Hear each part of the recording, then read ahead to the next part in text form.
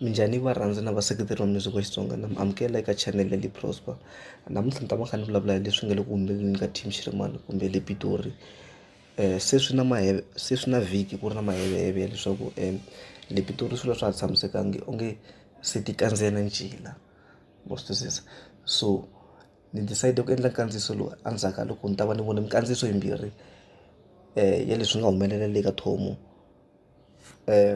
Okay, ku na video leyi sekuletaku leyi Mr Post swi ti komba nga ri i humese Prince Rangani stageni a performa.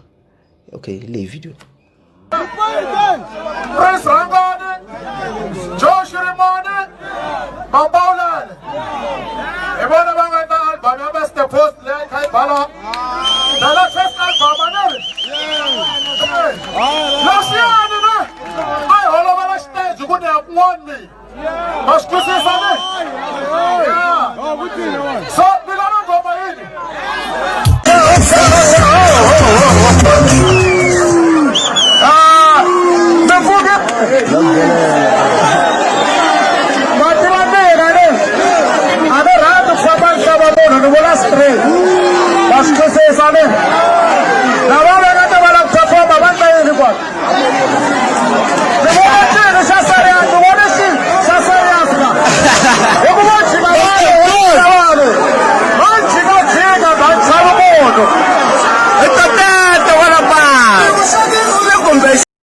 Okay, mikandziyiso leyimbirhi ya hambana. Okay, aka leyin'we ka lowu sungula nkandziyiso Mr Post i vulavula hi ku okay u humese Prince Rangani hikuva yena a lava ku ya kun'wanyana, so swi ti komba nga ri a va communicating before va ya stageni ku Mr Post i fanele a rhanga performa kumbe Prince Rangani i fanele a performa nkarhi wo fika laha ku Mr Post a kota ku performa a ta kota ku ya laha a ya kona. So a hi buleni ka comment section. Mina xivutiso xa mina ku xana mi vona nga ri leswi nga endla hi Mr Post swi professional kumbe a swi fanerile ku a susa munhu loyi a tirhaka na yena stageni a nga se heta ku performa na?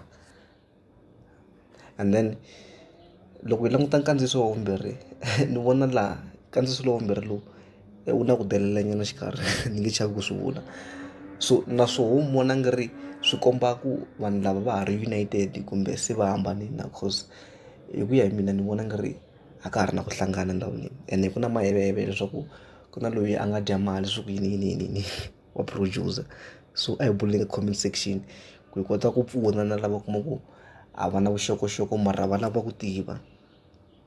Loko ri va hi tsakela content ya mina ni kombela ku subscribe ka Prosper ku kota ku kuma ti-video to antswa mayelana na tinqambi ta n'wina.